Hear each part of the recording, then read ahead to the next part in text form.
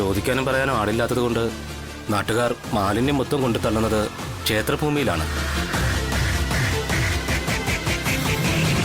ക്ഷേത്രം ഇരിക്കുന്നതും നഗരസഭാ പരിധിയിലാണ്. വൃത്തിയാക്കി കൊടുക്കാം, നാളെ തന്നെ. ക്ഷേത്ര പരിസരത്ത് പാലും വെണ്ണയും ഉറഞ്ഞു കട്ടിയായിരിക്കുന്നു എന്ന് തിരുമേനി പറഞ്ഞെങ്കിൽ ഞാൻ പറഞ്ഞേനെ അത് നാളെ കോരിക്കളഞ്ഞാൽ മതിയെന്ന്. പക്ഷേ കുന്നുകൂടി കിടക്കുന്നത് മാലിന്യമാണ്. അതുകൊണ്ട് ഇന്ന് തന്നെ വൃത്തിയാക്കണം. പക്ഷേ ഇന്നെന്ന് പറഞ്ഞാൽ അത് ഇന്നെന്ന് പറഞ്ഞാൽ ഇന്ന്.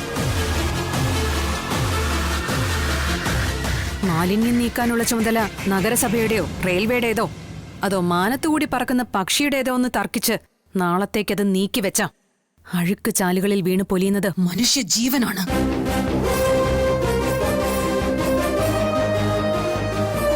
മാലിന്യം ഇന്ന് തന്നെ നീക്കം ചെയ്തിരിക്കും. മാലിന്യ നിർമ്മാർജ്ജന പ്രവൃത്തികൾക്ക് മേയർ സുസ്മിത നേതൃത്വം നൽകും. അസിസ്റ്റന്റ് കമ്മീഷണർ ചന്ദ്രബോസിന്റെ മേൽനോട്ടത്തിൽ.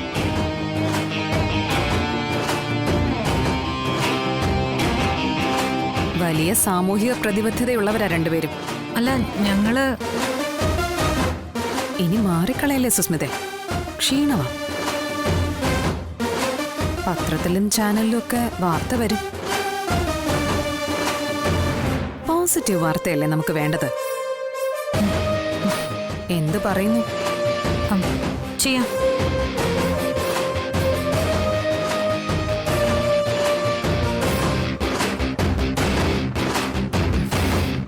സരോജ മെമ്പറെ ഒന്ന് നോക്കണം. പിന്നെ അല്ലാതെ.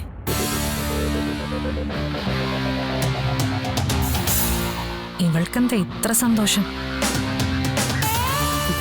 എന്നാ ശരി, ഞാൻ ഇറങ്ങുന്നു.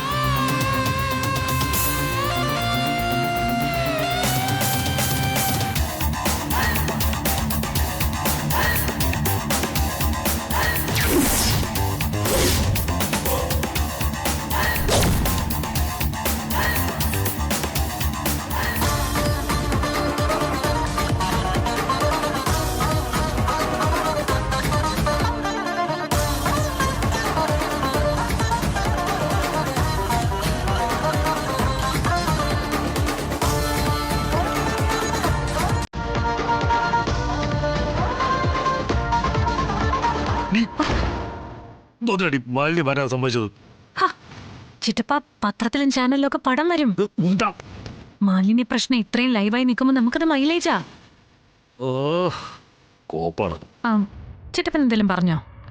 പറഞ്ഞടി, എനിക്കിപ്പോ ഒരു കാര്യം പൂർണ്ണമായിട്ട് ബോധ്യമായി. നിന്നെയൊക്കെ അടിച്ചൊതുക്കാനേ ശാലിനിക്ക് IAS ഒരാവശ്യമില്ല. അത്രയ്ക്ക് ഷാർപ്പാ അവളുടെ ബുദ്ധി. അവള് പറഞ്ഞ തന്നെ ശരി. സിംഹക്കുട്ടി എപ്പോഴും ഒന്ന് വേറെ തന്നെ. അതാ ജനിസിന്റെ ഗുണം കാണിക്കും. വേറെ ഒന്നേക്കുന്നു.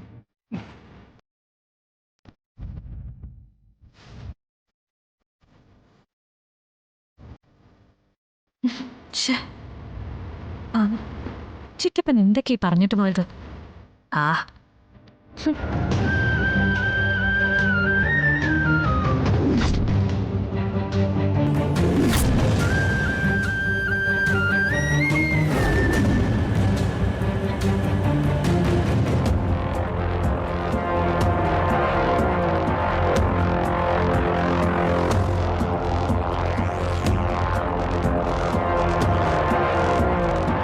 കണ്ണു തുറക്കുമ്പോ സത്യം എന്നെ കാണണ്ട, അതാ നല്ലത്.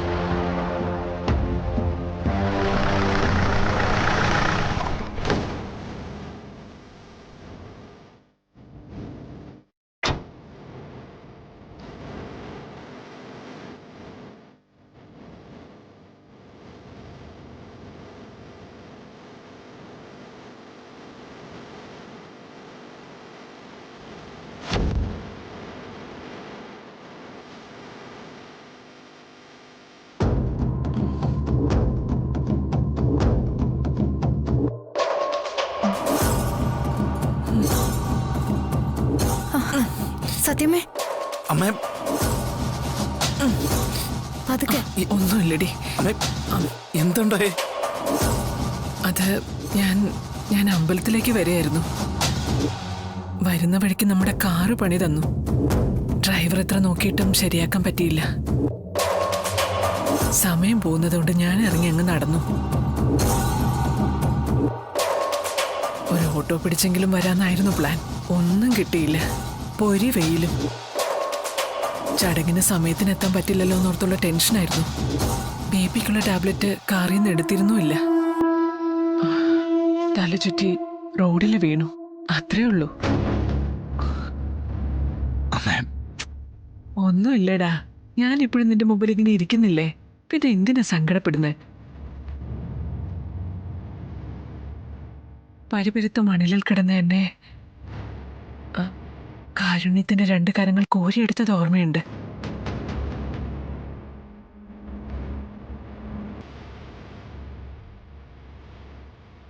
പിന്നെ തോളിലേക്ക് ചേർത്ത് കിടത്തിയതും ഒരു കുഞ്ഞിനെ പോലെ കരുതലോടെ ഇങ്ങോട്ട് കൊണ്ടുവന്നതും ആദിബോധത്തിൽ ഞാൻ അറിയുന്നുണ്ടായിരുന്നു.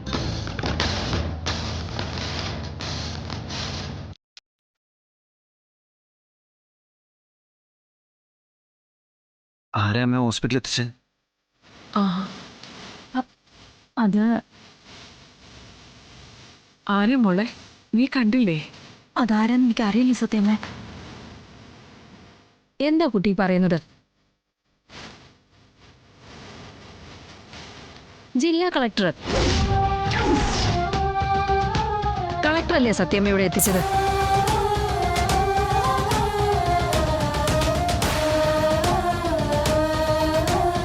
ആ മീനും കമ്മീഷണറും പോലീസ് സന്നാഹങ്ങളുമായൊക്കെ ഹോസ്പിറ്റൽ മൊത്തം കിടുങ്ങി പോയില്ലേ? എന്നിട്ടും കുട്ടിക്ക് മനസ്സിലായില്ല അത് ജില്ലാ കളക്ടറാണെന്ന്. ഞാൻ സത്യമ്മ ബോധം കെട്ട് വീണെന്നറിഞ്ഞ വെപ്രാളത്തില് അതൊന്നും ശ്രദ്ധിച്ചില്ല. ജില്ലാ കളക്ടറോ? അതേ സത്യാമ്മേ. ബോധം കെട്ട് റോഡിൽ കിടന്ന സത്യാമ്മേ റോഡിൽ നിന്നെടുത്ത് വണ്ടി കയറ്റിയത് ജില്ലാ കളക്ടറാ.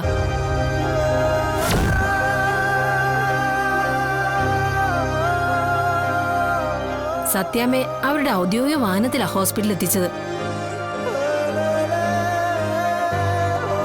അതുമാത്രമല്ല, ഇവിടെ കാത്തുനിന്ന് സത്യാമ്മയ്ക്ക് ഒരു കുഴപ്പമില്ലാന്ന് ഉറപ്പാക്കിയ ശേഷമാ അവര് മടങ്ങിയത്.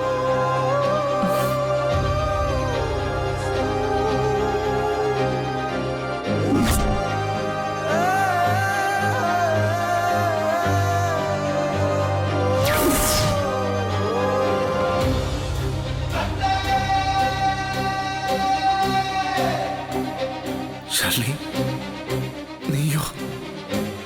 വിഷ്ണുവേട്ടൻ എന്തിനാ ഇത്രയും സന്തോഷിക്കുന്നത്? കുഞ്ഞീച്ചയ കളക്ടറെന്ന് എന്തെങ്കിലും സൂചന കിട്ടിയോ? എടാ, താലിമാലകളൊക്കെ ചടങ്ങിന് എത്തിച്ചില്ലേ? എടാ വിഷ്ണു, താലിമാലകളെ ചടങ്ങിന് എത്തിച്ചില്ലേന്ന്? ആ എത്തിച്ചു. ചടങ്ങൊക്കെ ഭംഗിയായിട്ട് നടന്നില്ലേ? അതമ്മ അമ്മ ഹോസ്പിറ്റലിൽ അറിഞ്ഞപ്പോ പെട്ടെന്ന് പോന്നു. പിന്നെ അവിടെ എന്താ നടന്നേന്ന് അറിഞ്ഞൂടാ. എന്റെ ഫോൺ എവിടെ? ഫോൺ എവിടെ?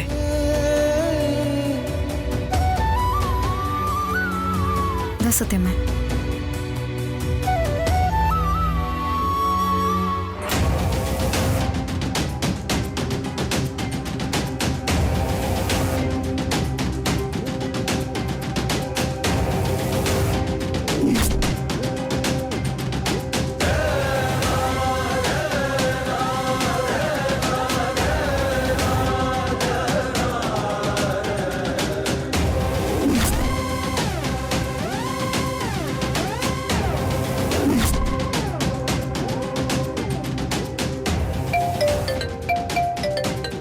ഹലോ.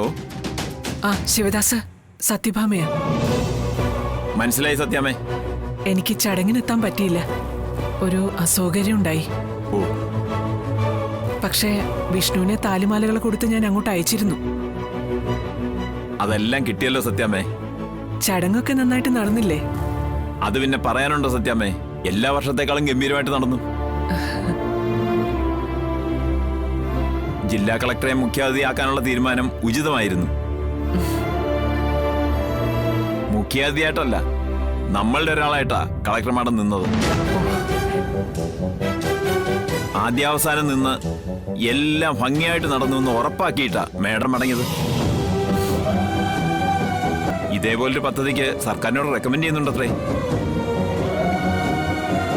നമ്മുടെ ട്രസ്റ്റിലേക്ക് മോശമല്ലാത്തൊരു തുക സംഭാവനയെ നൽകിയിട്ടാ കളക്ടർ മാഡം മടങ്ങിയത്.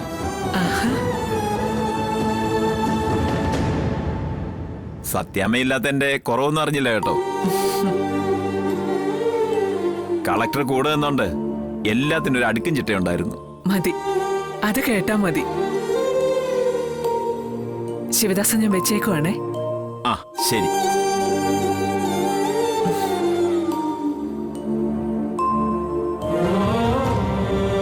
അമ്മ എന്താ പറഞ്ഞേ? എല്ലാം ഭംഗിയായിട്ട് നടന്നെന്ന്. എന്റെ ജീവൻ രക്ഷിച്ച കളക്ടർ എന്നെ മുന്നിൽ നിന്ന് ചടങ്ങ് ഭംഗിയാക്കി കൊടുത്തുന്ന ശിവദാസൻ പറഞ്ഞത്. അവർക്ക് ഒരു കുറവും അറിയേണ്ടി വന്നില്ലത്രേ. അപ്പൊ കുഞ്ഞേച്ചി ഇവിടെ നിന്ന് നേരെ പോയത് അമ്പലത്തിലേക്കാ? കേട്ടെടുത്തോളം കളക്ടർ നല്ല ആളെന്നാ തോന്നുന്നേ, അല്ലേ? അതെ, എന്തായാലും ജോൺ എബ്രഹാമിനെ പോലല്ല. എനിക്കൊന്ന് കാണണമെന്നുണ്ട്. നമുക്ക് കാണാം. നേരിട്ട് കണ്ടില്ലെങ്കിലും ശാലിനി ചെയ്തതെല്ലാം അമ്മയ്ക്ക് ഇഷ്ടപ്പെട്ടു. ഇനി നേരിൽ കാണുന്നതോടെ എല്ലാം ശരിയാവും. ഡോക്ടർ, എനിക്ക് പോകാവോ? ഉറപ്പായിട്ട് സത്യാമ്മേ, മരുന്നൊന്നും മുടക്കരുത്. കുറച്ച് കെയർഫുൾ ആയിരിക്കണം. ശരി.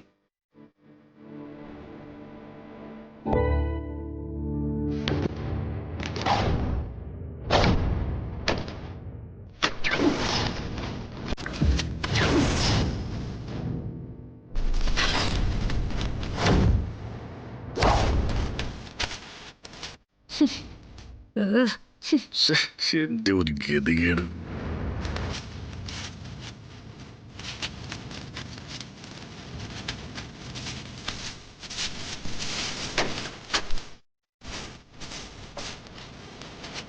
ആ അതെ ചേച്ചി, ദേ അതും കൂടി വൈകിട്ടോ. നാറ്റം. ചിറ്റപ്പ ഇത് പത്രത്തിൽ പണം അടിച്ചു വരണ്ടേ? ദേശായിട്ട് അങ്ങോട്ട് വാരിക്കൂ. ശവത്തെ കുത്തല്ല ചിറ്റപ്പ, ഇത്ര ഞാൻ കരുതിയില്ല. എന്താ അവിടെ ഒരു ഗൂഢാലോചന? ആ ചേച്ചി, ദേ അതും. ഇവക്ക് എന്തിന്റെ കുഴപ്പമാണ്? അവളെ പറ്റി ചിറ്റപ്പന് വേണ്ടത്ര പിടിയില്ലാത്തതുകൊണ്ടാ. മേയർക്ക് സഹായമാകും, പ്രതിപക്ഷ നേതാവെന്നൊക്കെ അല്ലേ ചിറ്റപ്പൻ പറഞ്ഞേ. ഇവളെനിക്ക് മുടിഞ്ഞ് പാരയാ ചിറ്റപ്പ. കൗൺസിലർ ആവുന്നതിന് മുമ്പും. എന്നിട്ട് നീ ഇതേപ്പറ്റി ഒരു വാക്കുപോലും പറഞ്ഞിട്ടല്ലോ ഇവളെ കുറിച്ച്. പറഞ്ഞിട്ടും കാര്യമൊന്നുമില്ല ചിറ്റപ്പ. ഇടപെടാൻ കൊള്ളാവുന്ന കേസൊന്നും അല്ല. എന്നെ കൊണ്ട് തന്നെ പിടിച്ചു നിൽക്കാൻ പറ്റാറില്ല. ശാലിനിക്ക് മുമ്പിൽ നിന്ന് വിരിഞ്ഞപ്പം തന്നെ ഞാൻ അവക്കിട്ടൊരു കുറി വരച്ച് വെച്ചതാ. ഇതൊക്കെ എങ്ങനെ ഡീൽ ചെയ്യണമെന്ന് ഞാൻ കാണിച്ചു തരാം. അവിടെ ഒരു കൗൺസിലർ. അല്ല,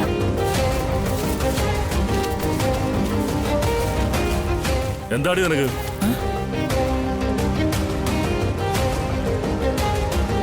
ദേ സാറേ, പോലീസ് ഭാഷയൊന്നും ഇങ്ങോട്ട് വേണ്ട. ഞാനൊരു കൗൺസിലറാ. അതിനെന്താടി?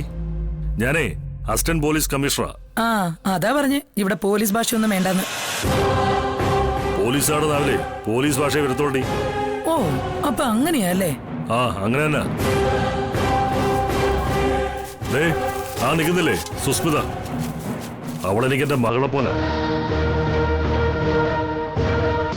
കളക്ടറമ്മേന്നല്ല, ഇനി ഏത് കൊടികെട്ടിയ ഓഫീസർ എന്ന് പറഞ്ഞാലും അടങ്ങി ഒതുങ്ങി അവനവൻ നിൽക്കേണ്ട അടുത്ത് നിന്നാ നിങ്ങൾ കോളനിക്കാർക്ക് കൊള്ളാം. ഇല്ലെങ്കിൽ ഓരോരുത്തരും വന്ന വഴി കണ്ട വഴി ഓടും. ഓർത്തോ? ഇപ്പൊ മനസ്സിലായി സാറേ. മനസ്സിലാക്കിയാൽ നിനക്കൊക്കെ കൊള്ളാം കേട്ടോടി.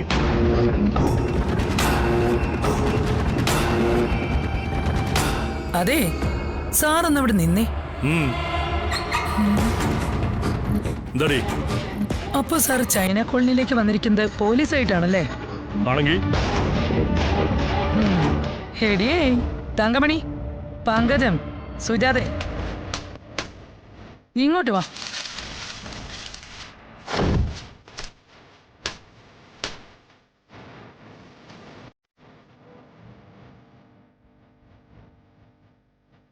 ചന്ദ്രബോസ് സാറേ, ചൈന കോളനിക്കാർക്കൊരു കാര്യം സാധിക്കണമെങ്കിലേ കളക്ടർ അടക്കം ആരുടെയും പിന്തുണയൊന്നും ആവശ്യമില്ല.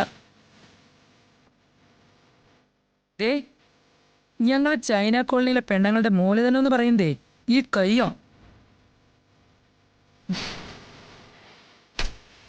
പണിയെടുത്ത് തഴമ്പിച്ച കയ്യാ. സാറിനെ പോലെ ഒത്ത തടിയും പൊക്കമൊക്കെ ഉള്ളവരാ ചൈന കോളനിയിലെ ആണുങ്ങള്. പോലീസ് വരെ പേടിക്കും അവരെ. പക്ഷെ അവര് പേടിക്കുന്നതേ ഞങ്ങളെയാ സാറേ.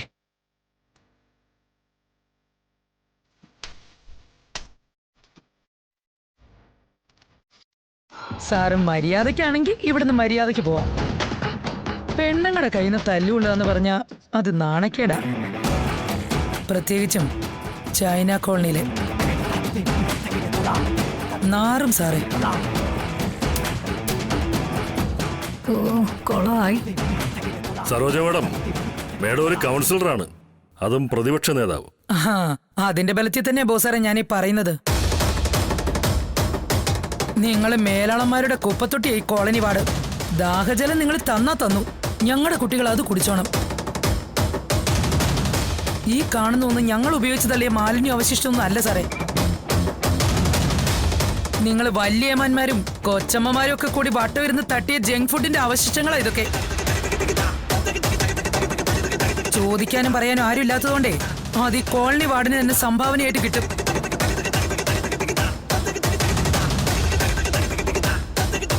അലച്ചു കുത്തിയൊരു മഴ പെയ്താ ഇത് മുഴുവൻ തോട്ടിക്കിടന്ന് ഈച്ചയാർക്കും. അത് വൃത്തിയാക്കുന്നതിനിടെ മാലിന്യത്തിനിടെ മുങ്ങി മരിച്ചതും ഞങ്ങളുടെ ഒരു സഹോദരനാ സാറേ. ഈ നിൽക്കുന്ന അമ്മമാരിൽ ഒരാളുടെ മോൻ.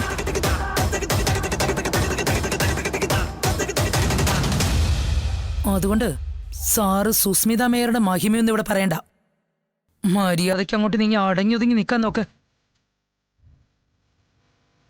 പിടിവിട്ട് പോയാൽ ചിലപ്പോ കോളനിക്കാരി പെണ്ണുങ്ങൾ തോലമണ്ടയ്ക്ക് മൺവെട്ടി കൊണ്ടടിച്ച് ഓമയിഴഞ്ച തോട്ടിൽ തന്നെ താഴ്ത്തിയിരിക്കും.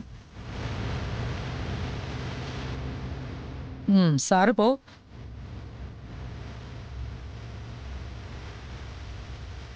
ഏയ്, ഇവിടെ ഉണ്ടാവണം. ഈ അഴുക്ക് മുഴുവൻ കോരി മാറ്റുന്നത് വരെ കുറച്ചു നേരത്തേക്ക് മണമടിക്കുന്നത് നിങ്ങൾക്ക് ബുദ്ധിമുട്ടായിരിക്കും. പക്ഷേ ഈ ജന്മം മുഴുവൻ ഈ മണവും സഹിച്ച് ജീവിക്കുന്നവരാ ഞങ്ങള്. ആ, നിങ്ങൾ തുടങ്ങിക്കോ.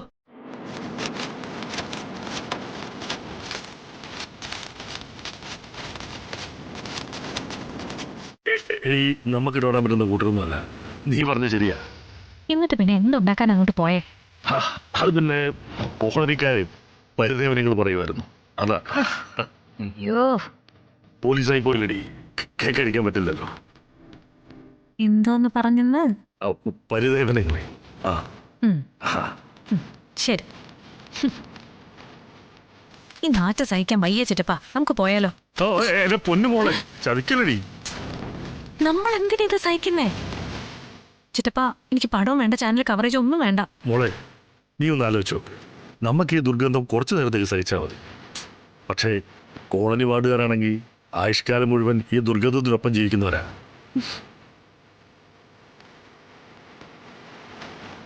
എടി, നമുക്കൊരു മനുഷ്യത്വമൊക്കെ വേണ്ടി. അതാ. നല്ല ഭേഷായിട്ട് കിട്ടിയല്ലോ അല്ലേ?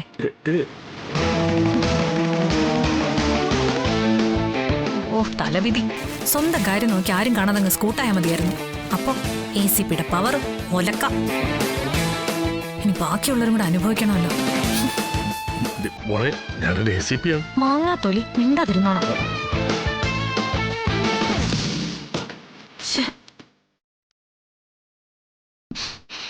ഓ, മാറ്റം.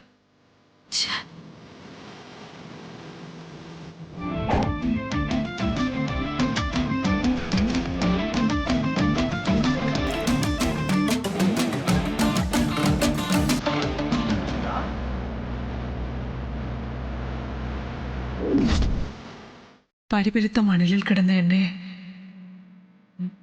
കാരുണ്യത്തിന് 2 കരങ്ങൾ കോരിയെടുത്തത് ഓർമ്മയുണ്ട്. പിന്നെ തോളിലേക്ക് ചേർത്ത് കിടത്തിയതും ഒരു കുഞ്ഞിനെ പോലെ കരുതലോടെ ഇങ്ങോട്ട് കൊണ്ടുവന്നതും പാതിബോധത്തിൽ ഞാൻ അറിയുന്നുണ്ടായിരുന്നു.